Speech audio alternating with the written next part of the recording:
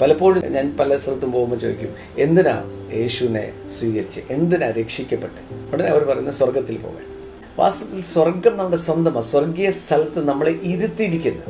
ആരെങ്കിലും നമ്മളോട് പറയാ യേശുവിനെ എന്തിനെ സ്വീകരിക്കണം, സ്വർഗത്തിൽ പോകാനാ?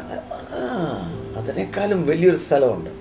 സ്വർഗീയ സ്ഥലത്ത് ഇരുത്തി കഴിഞ്ഞിരിക്കുക. പിന്നെയോ 1 കൊരിന്ത്യർ 1:9 തന്റെ പുത്രനും നമ്മുടെ കർത്താവായ യേശുക്രിസ്തുവിന്റെ കൂട്ടായ്മയിലേക്ക് നിങ്ങളെ വിളിച്ചിരിക്കുന്ന ദൈവം വിശ്വസ്തൻ.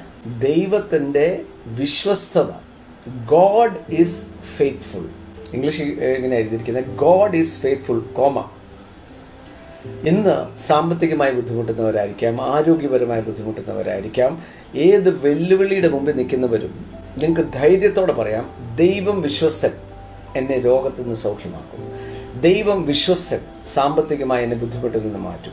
ദൈവം വിശ്വസ്തൻ എൻ്റെ എല്ലാം വെല്ലുവിളികളും മാറി ജയോത്സവമായി എന്നെ നടത്തും. ദൈവം വിശ്വസ്തൻ. കാരണം എന്താ?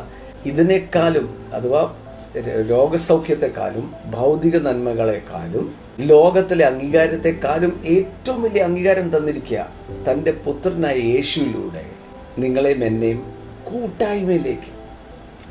ഓർത്ത് നോക്കിയാൽ നമുക്കൊരു കത്ത് വരുക, നാളെ മുതൽ എല്ലാ ദിവസവും രാവിലെ പ്രസിഡന്റിന്റെ ബ്രേക്ക്ഫാസ്റ്റിന് വരണമെന്ന് പറഞ്ഞാൽ നമ്മൾ അപ്പോളെ ഫോൺ എടുത്ത് 10 പേരോട് വിളിച്ച് പറയും, ഒന്നുമില്ല, ചുമ്മാ ഇറങ്ങും, പറയാം എന്നോട് വിശേഷം എന്നൊക്കെ ചോദിച്ചിട്ട് പറയും, നാളെ എനിക്ക് പ്രസിഡന്റിന്റെ കൂടെ ഭക്ഷണത്തിന് വിളിച്ചിരിക്കുക. നമ്മൾ വീമ്പെളുക്കും. അതിനേക്കാളും ശ്രേഷ്ഠമല്ലേ ഈ സ്ഥാനം?